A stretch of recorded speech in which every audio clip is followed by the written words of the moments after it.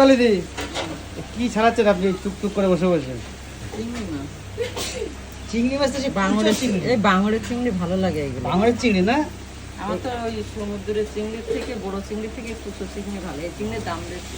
কি দিয়ে রান্না হয় এই চিংড়ি? এটা কচু শাক। কচু শাক দেবো।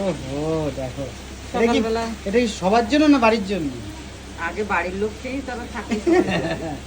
মানে এই এত কুড়ে কাজ তো হোটেলে না চালালে হয় না। 20 টাকা হুম। কচু, 80 টাকা চিংড়ি। 80 টাকা চিংড়ি?